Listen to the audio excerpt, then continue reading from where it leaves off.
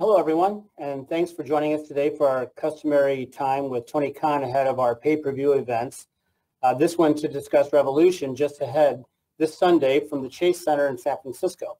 So just a few more quick housekeeping notes in the interest of time and giving opportunity to, as many opportunities as many people as possible. We're going to kindly ask you to refrain from asking two-parted questions, and this includes write-ins, which we always welcome. And we always ask that the focus is on the pay-per-view because that's why we're here. And as Robin mentioned, please make sure your phone is unmuted. We control the muting and unmuting function here. So please keep your line open and unmuted, and we'll get after it. So with that, I'm going to turn it over now to Tony Khan for some opening thoughts and remarks, and then we're going to open the lines for your questions. Tony? Thank you, Jim. Hey, everyone. Thanks for joining us today for this Revolution media call. I'm very excited about the event. There's some great matches on the card that have been building for a long time and really looking forward to personally, and I hope you are as well. Really excited to talk to you about the event today. I know there's a lot of things happening in the world of wrestling, including in AEW and outside AEW. Very briefly today, 1 year ago today, on the Go Home Dynamite, fittingly enough, also on the road to Revolution, it was at Daly's Place that I made the announcement that I purchased Ring of Honor, and now 1 year later exactly, a new era of honor is beginning tonight for ROH, and also we have some exciting matches planned for Rampage on Friday, but for us the main event coming up on Sunday is Revolution, and I'm very excited to talk to you about it. And Jim, if you want to start with the questions, we could start addressing what people want to talk about. All right, fantastic. Okay, so we're going to start with Brandon Thurston from WrestleNomics, and then after Brandon, we're going to go to John Alba from Fight. So Brandon, you're leading us off today. Hi, Tony. Thanks for the time today. Thank you, Brandon. Great to hear from you. So my understanding of your TV deal with Warner Brothers Discovery is that the network has a one-year option to extend the deal through December 2024. I just wanted to ask if I'm accurate on those details, and if so, has WBD already picked up the one-year option? It's a fair question to ask. I have avoided commenting on the specifics of our TV deal for legal reasons. It's not because I don't like answering people's questions or because I'm not a fun guy. It's because I am responsible for the jobs and livelihoods of a lot of people and their families. And in this case, I am not supposed to answer questions about the contract that we have or the media rights contract. We have a great partnership with Warner Brothers Discovery, and I just don't want to circumvent or violate those covenants, if that makes sense. I also feel terrible that I'm already commenting on the leadoff question. Brandon, do you have any follow-up or anything else you want to ask before I move on? Sure, I have a second one. Could you explain to us your strategy around house shows? Do you think house shows can be run profitably? And if not, what are the benefits that offset the costs? Thank you very much. I really appreciate the work you do, and I really appreciate you asking a question I can answer. Yes, I have a lot of thoughts on that. When we launched, we had a much smaller roster, and what we've done as the business model from the beginning is that we are a TV wrestling promotion, and the bulk of the revenue and the vast majority of the dates here will be filled by TV wrestling or streaming or pay-per-view specials.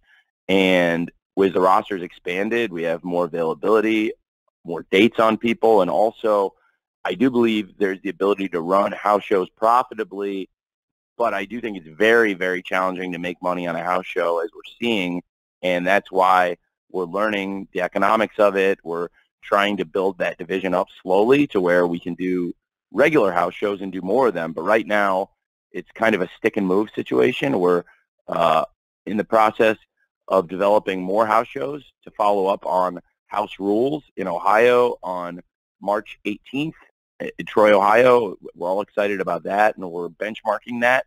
I think by giving ourselves some downside protection in terms of having some built-in revenue on these shows, it's our best opportunity to lock in profitability and guarantee those will be worthwhile events. And there's a lot of people that want to work on them. There's people I've never asked to work on them that are already asking what's going on with them, so those probably won't be the people I'll be chasing down as much to work them, but I have a big group of people that really do want to work on them, and I think it's the kind of thing I want to utilize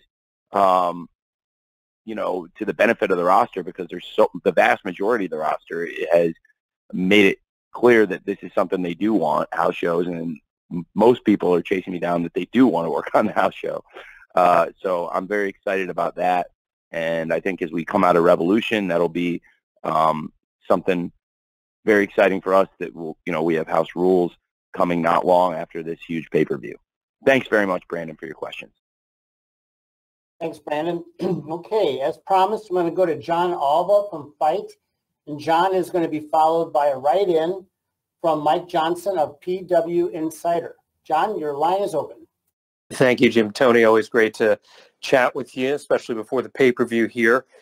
Last night, you guys had a really intense segment to end the show between MJF and Bryan Danielson, and I'm someone who regularly follows Brandon Thurston's breakdowns of AEW television, and show structure has always been something I've been very fascinated in. I would love to know what your philosophy is in putting these shows together, especially in the lead up to a pay-per-view. This was one of the very few times in the last month or so that Bryan Danielson or MJF were actually in the main event segment. So how do you go about setting that structure for your shows, especially leading into a big blow-off at the pay-per-view? It's a great question.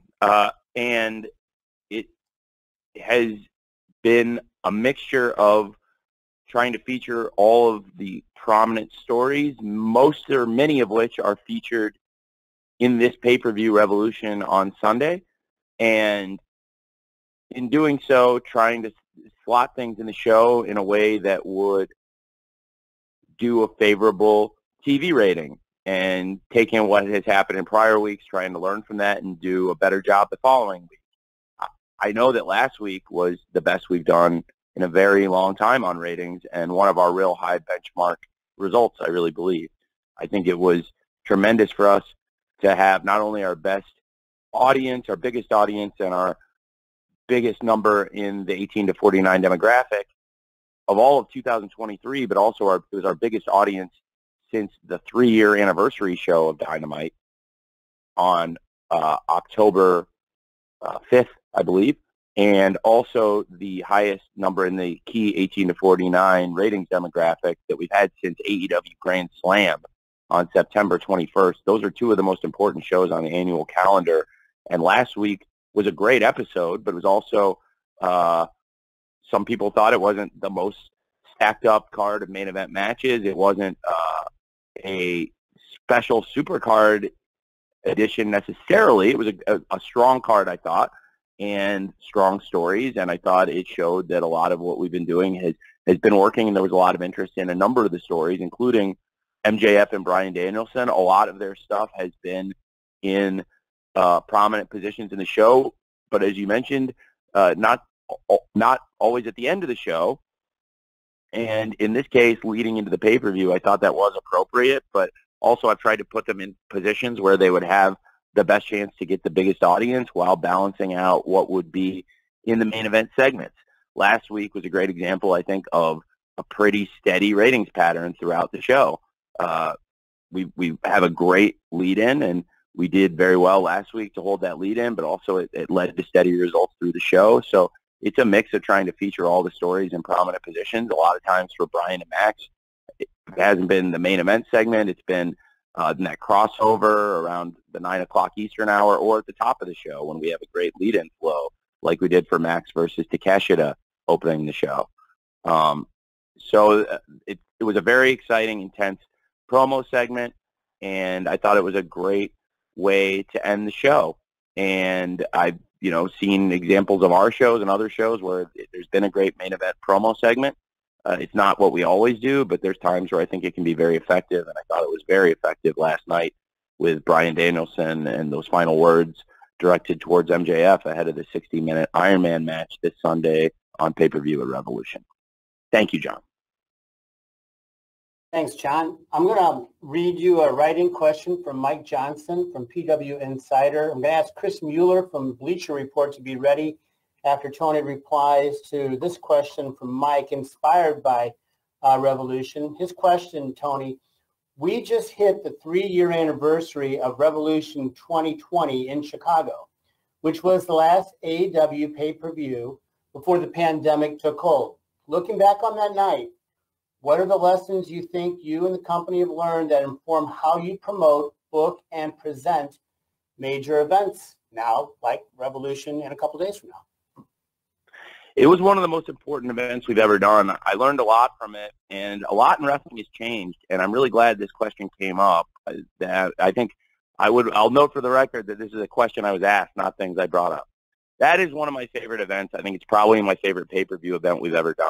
The way the card came together is very interesting, and I'd like to go back and note, I don't have it all in front of me, but I do remember these things very well when some of these things came together, and I think there's some fuzzy memories of some of these things because there were some things on the card that came together earlier, and my philosophy going into that, and I think it was very well received at the time, and now it's been exactly 3 years, and it's interesting because a lot's changed in the world, and I would just go back and remind people that the way some of these things came together. Jon Moxley versus Chris Jericho for the World Championship had a long build. It really had kind of hinted at the end of 2019 we'd go in that direction, but it really picked up at January 1st. And they had months of build going into that event, and of course, there was the idea that Jon Moxley had been offered the spot in the Inner Circle. He turned that down and then went to war with Chris Jericho. And at the time, the Inner Circle, that was a great story and a great main event program. A lot of the other matches came together as we got closer to the event, and I thought that made for a very exciting television leading to the event. But I think there's some perception that maybe all the matches were made weeks and weeks in advance, and it's simply not the case. And I thought it led to just as exciting an event as we've ever had. And Jericho and Moxley had months of build, as the world title match in this case has had months of build as MJF versus the American Dragon, Bryan Danielson, for the World Championship is something that we had started to develop late last year and has been building up for months as a huge World Championship program, and I'm every bit as excited for that. And in addition, we have right now Jon Moxley versus Hangman Page, which is a story that really goes back even further to Hangman Page winning the Grand Slam Golden Ticket Battle Royale at Arthur Ashe Stadium in September and taking a shot at the World Championship in Cincinnati against Jon Moxley in his hometown in what became one of the most real-life scary situations we've ever had at AEW. We were all very concerned when Hangman got knocked out and had to go to the hospital that night.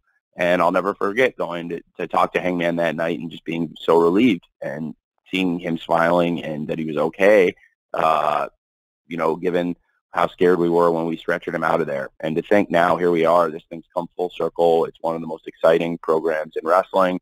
I thought that last week to John, I'm sorry to go back to your question, John Alba, I'm not answering that question now, but, last week, the main event segment, as I think about it, answering your previous question, we had MJF and Bryan Danielson this week in an exciting segment. I really liked how we closed the show last week also to address the Jon Moxley versus Hangman Page program, which is, again, something that's been building for months. I would equate those two programs at the time as the key programs that had months of development that the shows had largely been built around.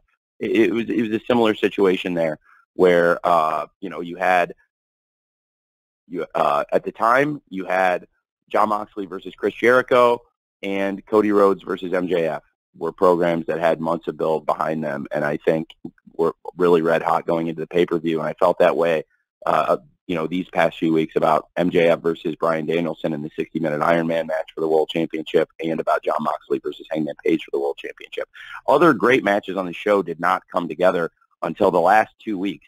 And it was actually the week before the pay-per-view in Atlanta where the Young Bucks won the Tag Team Battle Royale to confirm Young Bucks versus Kenny and Hangman. And we only had 1 week of real TV getting into it, but it was obviously a story that people knew was coming for a long time. With the tag teams going into the tag team four-way now, this year, it's a little bit different because, yes, again, it's coming together close to the event, but similar to Young Bucks versus Hangman and Kenny. It's a very, very different kind of wrestling match. I'm not trying to compare it at all. It was two babyface teams that had a lot of history with each other. This is completely different because you have arguably four of the most popular wrestlers in AEW with the Acclaimed and Orange Cassidy and Danhausen, and the Guns and Jarrett and Lethal. And it'll be a completely different match. I'm not saying it'll be the same thing or it's apples and oranges, completely different situation. But the two World Tag Team Championship programs, they were both kind of things that were developing on TV and had stakes that were still in play up until the final weeks. You had Darby Allin made his return in Atlanta the week before the pay-per-view. So that is another match that got announced the week before the pay-per-view, about 10 days out. And people had been really waiting, and that was the right time to bring Darby back for the biggest pop following the Jon Moxley-Jeff Cobb match. I would also like to note that I'm doing all this off the top of my head right now. And the Jon Moxley versus Jeff Cobb match, after that, there was the attack from Chris Jericho. We turned the lights out. Darby came back for his match against Sammy, which, again, got announced pretty close to the pay-per-view. Then there's one of the most memorable matches on the show, and I think one of the most memorable and commercially successful matches in AEW history, a clip that is still monetized to this day, Orange Cassidy versus Pac in the debut of Orange Cassidy. We actually announced that match a couple days before the pay-per-view when Orange Cassidy came out and taunted Pac after ironically, the Iron Man match against Kenny Omega. And, so there were some of the things coming together on the weeks leading into the television that were the perfect timing. There were some of the things that had been building for months that people were excited about, and I think that's a winning formula. And I've tried as best I can. I always say I don't have a time machine, so I can't go back and change the things that I would change, or I would change things every single day of my life. But I do think there's matches on top that people are really, really excited about on this show, and I'm very excited for it myself. But we've seen some of the matches that have come together a little bit closer to the pay-per-view, and some of the things that have been building for months, and I thought that was a formula that worked very well then. And I remember at the time people were saying, like, oh, they're just announcing this right before the pay-per-view, but then the pay-per-view happened, and people absolutely loved it, and now people look back and say it's one of their favorite builds. And I do think there's been a lot of shows in the last several weeks, really since the start of 2023, there's been a number of shows, more super positive reviews than anything else, where most of the shows we've done this year have been amongst the favorite shows of several people. There's been a couple shows where people had questions or there was a thing or two they didn't like, but for the most part in 2023, most of our events have been really well received on television. So I think it's been very positive. I think overall that 2020 Revolution build was one of the most informative and important times in the history of the company, and I take from it. I try to learn from it all the time, and for me, I think that was probably my favorite pay-per-view at the time we've ever done.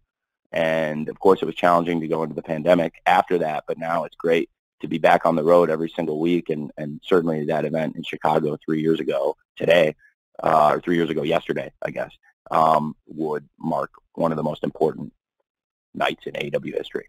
Thanks, Mike. Thank you, Mike. Chris Mueller from Bleacher Report, you are next. I'd like to ask Amy Nemedy from WrestleJoy to be ready after Chris. Chris, go. Hi, Tony. So with ROH relaunching tonight, one thing I noticed is that the Revolution card does not include any Ring of Honor title matches as of right now. So moving forward, are you planning on drawing a clearer line between Ring of Honor and AEW, or can we still expect to see a fair amount of crossover on both shows? It's a good question, but I don't think there's been any crossover since Final Battle. And to be fair, I think there's people here that were not on my Final Battle media call, but I made it pretty clear going into Final Battle that some of the wrestlers who are featured in each company would cross over, but really that as far as Ring of Honor championships and Ring of Honor stories being featured on AEW, the goal was for that to go through Final Battle, and then I wouldn't really be doing much of that, and then those things would be moving to the Ring of Honor platforms. There was a transitional period where there have been a number of Ring of Honor championship defenses on AEW Dark and Elevation in recent months. There have been virtually none on AEW television since Claudio versus Jericho, and that program ended because I think the Ocho, there were a lot of great matches in the Ocho with Chris Jericho, and that was an important thing for us to feature in AEW at the time, I felt. And there was, whether it was Jericho versus Ishii, Jericho versus Bandito, and Jericho versus Danielson, there were a number of times where those were important matches to AEW's TV. But then coming out of Final Battle, I had said that we would not be crossing the streams as much anymore. And as of tonight with the launch of the Ring of Honor TV, I think now there's a platform for the ROH championships and stories, and it should be a very exciting night tonight. We've gotten really positive reviews from the live fans who attended the tapings, and I think if there's anybody that hasn't heard this, I would strongly encourage them to check out the Ring of Honor debut as a new era of honor begins tonight.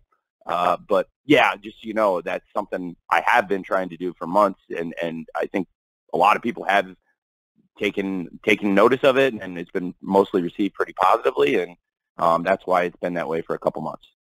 Thanks, man. Okay. Amy Nebedy from WrestleJoy, you're up next, and after that, I'm going to follow Amy with a write-in from Max Everett from Sportskeeda. Amy? Great. Hi, Tony Khan. It's great to talk to you.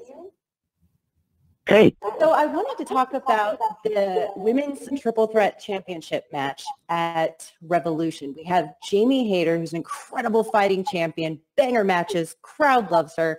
Saraya, she's a pioneer of women's wrestling, the whole evolution that came from that. And Ruby Soho, who's beloved across her entire career, one of the best entrances in wrestling, her iconic street fight moment.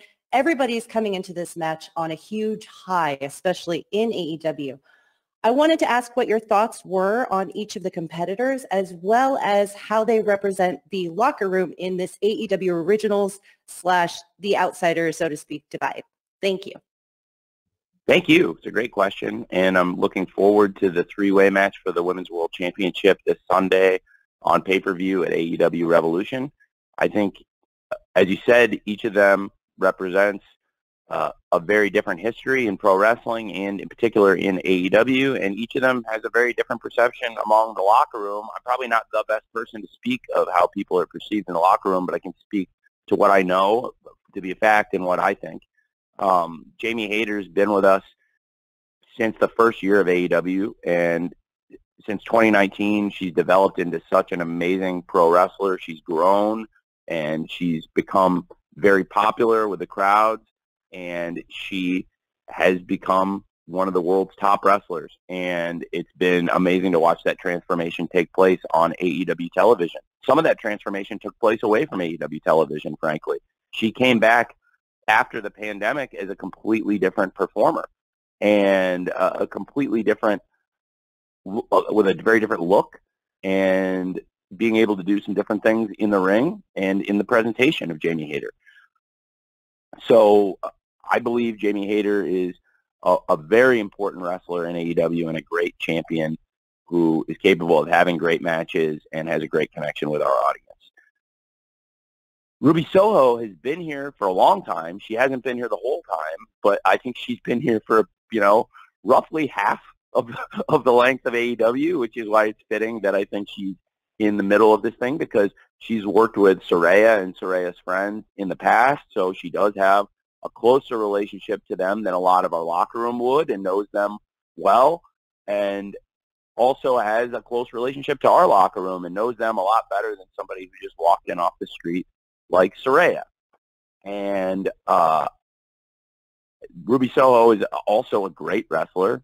As you mentioned in the lead-up question, I think it was a great point. Ruby Soho has a great reputation as a brawler also, and had a great moment this year in that great street fight teaming with Willow Nightingale to defeat Ty Mello and Anna Jay, who are also noted street fight enthusiasts.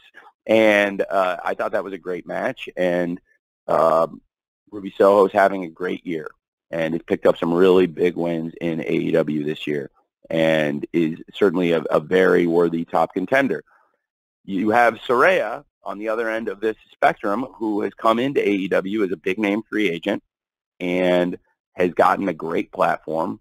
I personally like Saraya a lot. I think a lot of the lifeblood day one AEW fans did not take kindly to the way Saraya tried to endear herself to the crowd. And to be fair, that's one of the things that happens in AEW when people have the chance to use their own words, because I think we had good talks about bullet points and about building up Saraya versus Britt Baker, but I believe some of the things in the lead up to that match that Saraya said really endeared the fans to Britt more than her.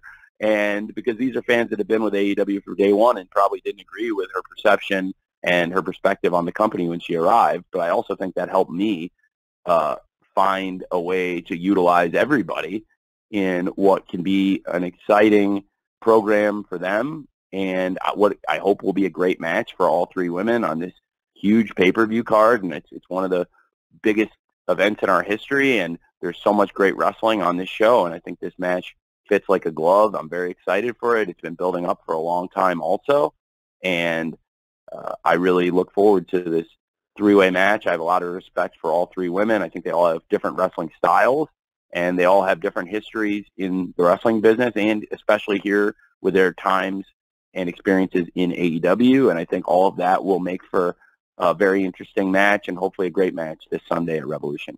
Thanks for the great question. Thanks, Amy. Okay, as promised, I've got a write-in question here from Max Everett from Sportskeeda. John Orchiola from Screen Rant, you will be after Tony addresses the following question from Max, and that is, how did booking a 60-minute Iron Man match on this weekend's Revolution card impact booking the rest of the card and perhaps even last night's Dynamite? What a great question. It is the longest bell-to-bell match we've ever planned to feature on pay-per-view. We've never allocated this much time to any one match. I think there's been a couple times I've allocated a good amount of time to a match, but never what you have to do for a 60-minute Iron Man match. So in terms of formatting the pay-per-view, it is a bit different. It's less matches than we've done on some of our pay-per-views, but I think it will be a great event, and there will be a lot of time for the main event, to say the least, but there will also be a lot of great matches on tap for this card that I think people are really looking forward to. I didn't do as many matches on the pay-per-view card as I normally might have, but I also think we have as much exciting stories or TV as ever. And to your great question about how that affected last night's show, we saw that the Face of the Revolution ladder match, which has been featured the past few years at the Revolution pay-per-view card, I thought the best chance to get that involved and utilize that IP and utilize that match that fans enjoy, and give a great wrestler like Powerhouse Hobbs in this case an opportunity to get a big win in their hometown, no less, and now have an opportunity to challenge for the TNT Championship on AEW Dynamite. I thought the best way to feature that match and give it time and an opportunity, and I thought it was a great match last night, and one of the several great things on last night's show on TBS, that it was made sense to do that on Dynamite, because, you know, with the duration of the 60-minute Iron Man match, we wouldn't be able to do as much bell-to-bell wrestling in the other matches as we might normally do on a pay-per-view card. Thank you, Tony. Okay, John Orchiola from Screen Rant, you are next, and John will be followed by another John Pollock from Post Wrestling. John? Robin, can we go to John Pollock in the meantime?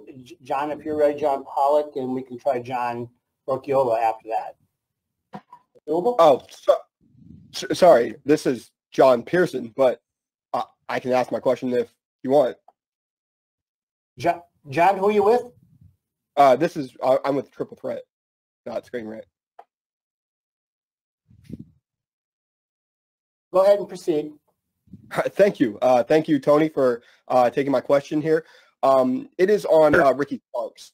Ricky has been placed in some pretty big programs as of late, and it seems like his star power, both in the company and online, is growing. What kind of confidence do you have for him to be one of the figureheads of the company going forward?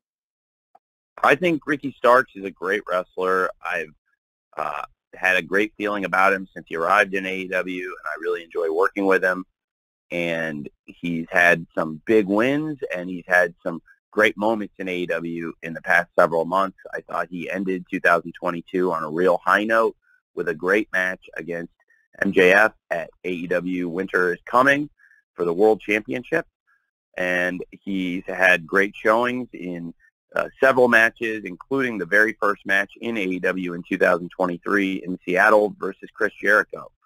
And I think Ricky Starks has all the potential in the world, but he's also right now one of the best wrestlers, and that's what makes him such an exciting person to invest television time in, when you have somebody that is already great and is already a featured, prominent part of AEW, but also somebody that we believe can get even better and do even more here in AEW. And I think he's got a great opportunity, and the person he's facing is the person who's probably done the most of anyone here, which is Chris Jericho, who has over 30 years of experience in pro wrestling at a high level and has won championships all over the world, is arguably the most decorated champion in wrestling today in terms of all the championships he's won, which was one of the reasons I thought it would be very cool to do the Ocho and to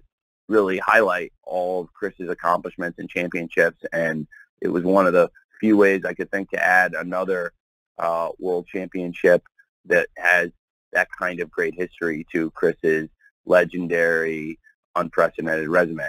And I think Chris Jericho has taken a lot of interest in Ricky Starks also. And frankly, this match will be very interesting. I think it's another program that has had a lot of anticipation and months of build towards it. And hopefully people will really enjoy that match this Sunday at Revolution, Jericho versus Ricky Starks. It's a great opportunity. Frankly, it's a great opportunity for anybody, anytime they get out there and wrestle on a pay-per-view event like AEW Revolution. But I do think, in particular, for a great young wrestler like Ricky Starks, where the sky's the limit, it's a great opportunity for him this Sunday at Revolution. Thank you, John. John Occhiolo, we're going to try you again. Are you there?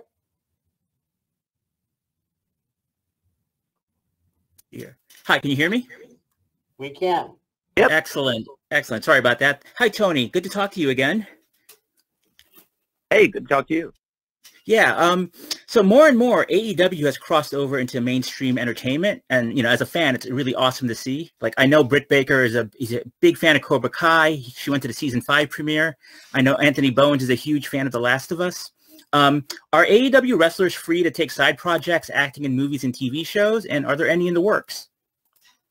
We work with the wrestlers in AEW anytime they have a big opportunity.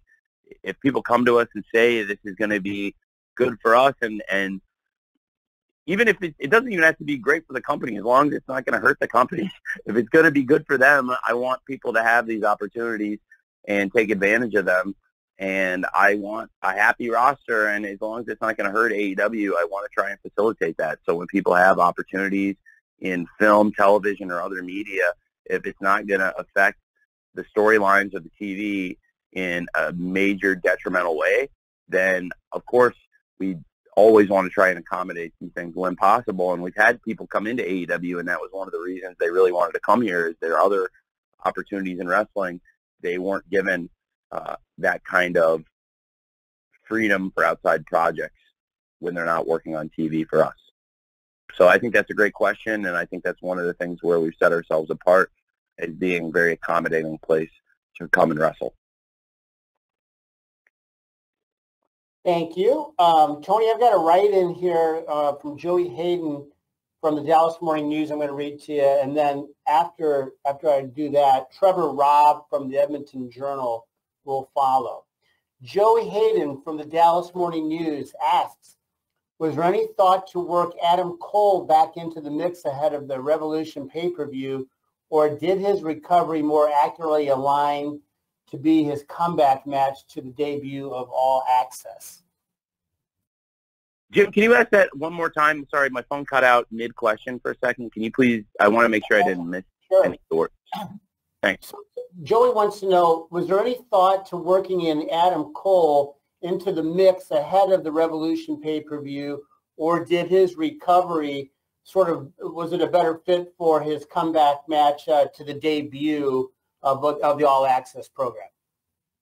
There are a number of factors that played into that decision, but I think it's going to be very exciting here this month to have Adam Cole, one of our biggest stars, back in the ring. We're going to feature that story very prominently in AEW All Access, which is coming up this month, following AEW Dynamite on TBS. Immediately after the show, it will be a weekly 60-minute series, and the night the show premieres will also be the night Adam Cole returns to the ring, and then you'll be able to watch the start of that journey back to wrestling for him. And each week after Dynamite, we'll be following some wrestlers from AEW, some of the key people backstage, and Adam Cole is one of those people, and we'll follow the road to his comeback, including his life at home with Dr. Britt Baker, DMD, and also with his family and so many of the challenges that went into this comeback that we're all looking forward to. Certainly also would be something great for the pay-per-view, I think, which is what we're all completely focused on. But I think in terms of giving him the most amount of time to recover, the most amount of attention to the match, and also as a cross-promotional opportunity with a new series that we're very excited about with AEW All Access for a number of reasons. Everybody, including our partners at Warner Brothers Discovery, TBS, and TNT, I think everyone agreed that for Dynamite on TBS and for All Access on TBS, and the symmetry of the story and the nature of the comeback, that these things would all do very well, hopefully packaged together on TBS. Okay, thanks, Tony. Thanks for that question, Joey. Trevor Robb from the Edmonton Journal, you are next. Samantha Shipman from the Daily DDT, I'd like for you to be ready after Trevor and Tony chat. Trevor? Hey, Tony, thanks so much for taking the time and asking or answering my question. Thank you. I just wanted to talk about the style and the presentation of AEW, because it has had a bit of a makeover here of late. You had a new entrance starting at the year. You have new videotrons and graphics. We saw now with Ring of Honor restarting that there's a new presentation that's now filtering over to dark as well. I'm not sure if we're going to see a custom set for Revolution here on Sunday, but I'm just wondering, I guess, how you balance that desire to want to revitalize and maybe freshen up the look of AEW while also maintaining that core AEW vibe. Well, at the start of 2023, we wanted to update our look on TV and streaming, and so our arena set and some of the graphics packages were updated with a new look, and I think it's been very well received, and I think it was a good change for us, and I really like the new look. In addition, our set at Universal Studios and our digital look, where we've got AEW Dark filming, and also where Ring of Honor's weekly series is now filmed, that was an important project for us, and I think that was very successful. The crew did a great job updating that look and adding seating capacity, but also improving the look with new video signage and updated look of that presentation that I think has been very, very good. So it's something that we don't want to make those kind of changes constantly, and do want to settle on a look and want to keep the look of AEW consistent, but also find ways to freshen up the presentation when we can. So I think this year those changes have mostly been well received. So that's a good sign that we'll stick with them. Thanks, and I think in general, though, it's a great question, and it's the kind of thing we can plan to follow. And I don't think there's a set time for the next time we would make changes, but I think, this was a great refresh, and now we have a great look for 2023. Thank you. Thanks, Trevor. Samantha Shipman from the Daily DDT is next, and Samantha will be followed by Stu Myrick from 104.9 in Austin, Texas. Samantha? Hi, Tony. Hi. Good to talk to you again. I have a question kind of going back to All Access. When that was announced, it reminded me of last summer there was a trademark for All Elite Women, but then we never really heard anything else about that. Was that supposed to have been a TV show, or can you tell us a little bit about maybe what the plan for that was going to be and what happened to that? Is that something you still are going to pursue? Yeah, I would love to have that show be a show that gets picked up. I think it is an idea I had for a show, and it's something I would love to do, is All Elite Women, and that's why I filed the trademark, because I think it's a good idea. And we have a great women's roster, and I love to utilize them as much as possible. And anytime we can develop more programming to feature our roster, I think it's something that is a great opportunity for the company and for the wrestlers. And in the case of the women's locker room, I think there's a number of really deserving talent in there, and there's people we feature on TV regularly, and there's even more people I'd like to feature more. So that was the idea behind All Elite Women. That's still an idea I think would be a great thing if it ever gets picked up. Thanks for asking. Thanks, Samantha. Stu Myrick from 104.9 in Austin is next, and I will follow Stu with a write-in question from Ella J. from A Wrestling Gal. Stu? Great. Tony, thanks for the time. It was great to see you during Super Bowl week in Phoenix. Someone that looks like won't be involved in Revolution, Eddie Kingston, who on AEW social media seemingly quit. Have you talked to Eddie since last night? Can you address this in any form or fashion? Yeah, I have talked to Eddie since last night, and I would encourage people to stay tuned to pro wrestling. Stay tuned to AEW and other forms of pro wrestling. Of course, there's a lot of exciting things happening in the sport, in AEW, and also in our metaverse of pro wrestling, including New Japan, and of course tonight the launch of the new Ring of Honor. So a lot of exciting things happening, and I have had a chance to talk to Eddie about that, and I'd say stay tuned to the wrestling business, and then you'll see what happens next. Thanks, Stu. Okay, Stu, we appreciate that. Okay, here's the question from Ella J. from A Wrestling Gal, and Ella will be followed by Bill Pritchard from WrestleZone. Ella has this question for you, Tony. AEW Revolution will hold the first 60-minute Iron match in company history. Why do you feel that now is the time to have this type of match? Well, I think it's the right time, and it's the right match. MJF versus the American Dragon Bryan Danielson in a 60-minute Ironman match for the AEW World Championship this Sunday at Revolution, because it is the ultimate test of a pro wrestler's stamina, their strength, conditioning, and their creativity. And I think these are two wrestlers that have all of the physical and all of the mental tools to put together an incredible 60-minute Ironman match. And I think it's something that for the fans of pro wrestling, this is a great pay-per-view main event in my mind, because you know you're going to get this value. AEW is going to deliver the match. You know, we're gonna put the time into it, and you know that frankly, if this match for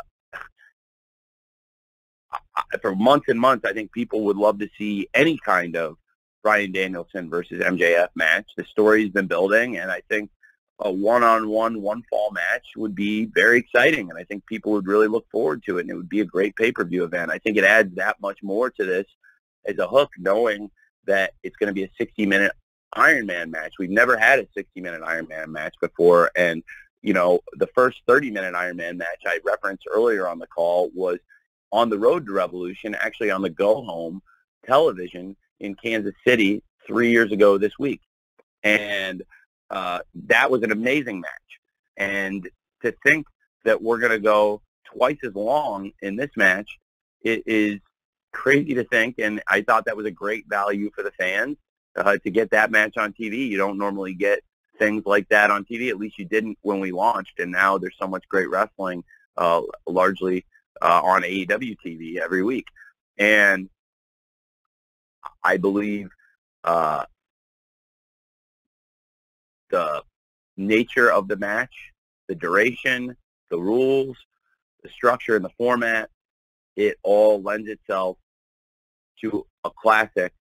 And I believe MJF and Bryan Danielson are capable of having that classic match. And over the months since Bryan Danielson won the championship under, since MJF won the championship under questionable circumstances at Full Gear, utilizing Bryan Danielson's mentor, Lord William Regal, in his pursuits, and then cast Lord Regal aside, I think the story has continued to build, and now it's become such a personal and intense rivalry between the two men that I personally cannot wait to see them share the ring.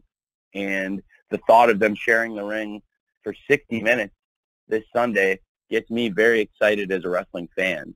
So that was the idea behind it, and hopefully it's getting people excited as we get towards the pay-per-view. It seems like a lot of people are looking forward to it. Thanks for the great question. Yeah, indeed. Thanks, Ella. Well, we got about 10 minutes to go, so let's do a little lightning round here. We're going to try to get 3 or 4 more in. Bill Pritchard from WrestleZone, you are next, and we're going to follow Bill with Will Washington from Grapsity. Go, Bill.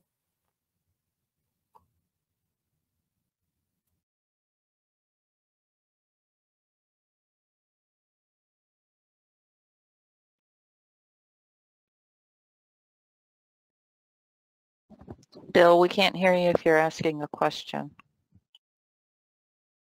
Can you hear me? Yes, now we can. Hello?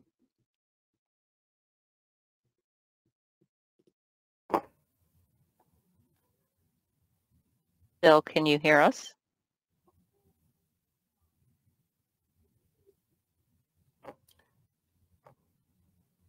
Why don't we go to Will, and then Can you hear me now? we'll revisit Bill. Will Washington, are you ready? Yes, I am. Tony, can you hear me? Hey, Will. I can. Hey, thanks for taking my question. So talking about the card, there's currently 8 matches booked in official capacity on the card, which is at the moment one of the smaller cards that you've ever put on pay-per-view. Obviously, the 60-minute Iron Man match plays a big factor in that.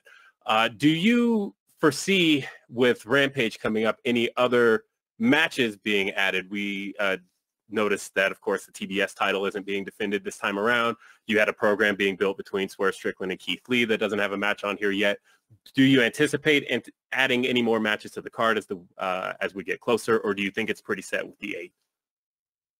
I think it's fairly set. I think there's some circumstances around Jungle Boy and Christian and clarifying what is to come between the two men in this fight that they want to have. But you know, Christian had been out injured until a couple weeks ago and made his return to TV. And there were so many hot things happening leading into Revolution, and that added some fuel to the fire, we thought. It was a great promo last night by Christian, I thought, and got people excited for that. So that's a situation in flux, as I mentioned. In the original Revolution in 2020, a lot of matches that had months of anticipation and build, and then some exciting things that came together in the final few weeks that made the go-home TVs that much more exciting. And I think with the 60-minute Iron Man match on the card, it would be challenging to get more matches on the main pay-per-view card. But I do think there is potential. You know, we still haven't announced anything for the pre-show. There's still potential there, but I do think in general the 8 matches on the pay-per-view card, given the 60-minute Iron Man match, makes sense in the formatting. So that's probably what we'll end up with, is my instinct.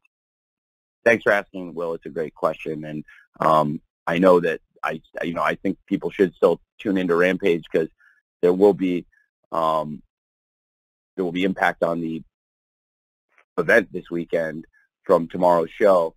But as far as beefing it up and adding a completely new match to the card or adding anything in, I think that would be a challenge to the timing, and I want to make sure all the matches have a good amount of time to have great matches. And you know, it seems to be overall by the fans pretty well received, because I think everybody wants to make sure that all those matches have you know, good time, and that we still have plenty of time allocated for the 60-minute Ironman match for the World Championship. Thanks for asking, Will.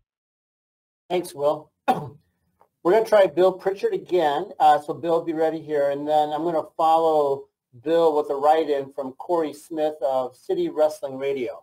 Bill, you there? Can you guys hear me now? Yep, we can. Oh, okay, perfect. Good afternoon, Tony. How are you? I'm well. How are you? I'm good now that I got on and worked out my tech issues. Good. What's your question? A few weeks ago, you were on the Baby Huey show talking about how, and this kind of goes along with Will's question, about how you weren't going to try to stuff too much into the Revolution card because of the Iron Man match. But how do you feel about the perception that your pay-per-view cards are running too long? And I want, before you answer, note that most of the original cards for a few years had single-digit match counts on them. It really wasn't until the past few months that it started to go over double digits. So, and this is sitting at 8 right now. So how do you kind of feel about that perception that the cards are running too long, or you're trying to put too many matches on one show? Well, the cards have been, other than Double or Nothing 2022, because that was a unique situation with the NBA having a Game 7 on the night of our pay-per-view, that we didn't know that series was going to go 7 games, and it's very unlikely in general that series do go 7 games. So I planned a little bit differently and put a lot of the meat of the card right after the game, and that did seem to serve us well, because that was the most in-show late buys we've ever done for a pay-per-view. And so I do think that was an effective business strategy. And on the West Coast, certainly it didn't hurt the energy of the show at all, because the energy for the last 3 matches was probably the best energy in the entire show, for Anarchy in the Arena, the World Tag Team Championship match, and the World Championship match. And I think the duration has been the same for all of them. I believe we've done about 16 shows, and they've all been the same length except for one. Now, in terms of the number of matches that we've played with a little bit, but we've always had long matches and a lot of stuff on the pay-per-views. I think this is a good number in terms of letting the matches breathe, but this also is a little unique with 8 matches in that it ensures that we'll have the appropriate amount of time for what will be a historic main event, something that's really unprecedented here in AEW. We've never tried. And I'm very much looking forward to it. It seems like it's been very well received by the fans, and I understand. I would love to get as many wrestlers as possible on the pay-per-view card, but obviously there has to be a balance, and it seems like it's, for this Sunday, it's been very well received by the fans. Okay, Tony, thank you. And this is going to take us right up to the hour, so we're gonna finish, I believe, here with Corey Smith from City Wrestling Radio. And it's an appropriate question, Tony, for the occasion. What was some of the deciding factors to bring AEW Revolution to San Francisco and the Chase Center? What a great question. The Chase Center is one of the best events Revolution is one of our biggest events, and the Chase Center is one of the best arenas in the country. And the Bay Area is one of the top markets. It made a lot of sense when there was availability at the Chase Center on the weekend, and to be able to bring AEW Dynamite last night and AEW Rampage tomorrow night to the historic Cow Palace. We were just very excited about this opportunity. It's a really important market for us. It's been a great TV market for AEW, and there's so many fans in the Bay Area, and that's why we wanted to bring this big event, this big week here to San Francisco and the surrounding areas. And the Chase Center, it's a newer arena. It was best in class basketball arena, and it's a great venue for us for a pay-per-view. So we've been looking forward to coming and making our debut in the Bay Area for a long time, and this felt like the right timing and the right event to bring. All right, Tony. Tony, with about 20 or 30 seconds, do you have any closing thoughts for everybody here? Well, thanks for asking, Jim. I am very excited for this pay-per-view event. I really appreciate all of you joining us today and giving me the chance to answer your questions. I'm sorry to anybody who didn't get to ask anything. If you're going to be at the pay-per-view event, or if you can send a write-in, I'll try to answer as many questions as I can, or all of your questions if possible, after the Revolution card in the scrum. I really cannot say enough how much I appreciate you and all of what you do.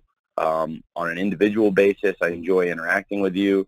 Try to do media between pay-per-view events, and then obviously it's a crazy run-up, and we're all huddled up together like this talking about the event. But I look forward to working with each of you, hopefully in the future, and I just can't thank you enough for covering this. Hopefully see a lot of you in person on Sunday at Revolution. I'm just so excited for the event. And thank you for giving me this opportunity to talk to you about AEW Revolution today. Jim, thanks for moderating it. And I think that's probably about all I had to add, unless, Jim, you wanted to add anything else. No, really, that's it, Tony. I appreciate your time. We all do. And to everybody that joined us, thanks again. We're at the end of our time, but we will be distributing an audio recording to all attendees shortly, as we always do. So be looking for that. And then we're going to be looking for you, either tomorrow at the Cow Palace for Rampage or Sunday at the Chase Center for Revolution. So if you're unable to join us in person this weekend, we trust you'll tune in. And really, to everybody, our sincere thanks for your interest in AEW and really all you do for, to promote and celebrate professional wrestling. We appreciate Jim, I thought of one thing. Can I add one note I just forgot to mention? You may. We paid for extra time on this. We're good. Go. Let's go.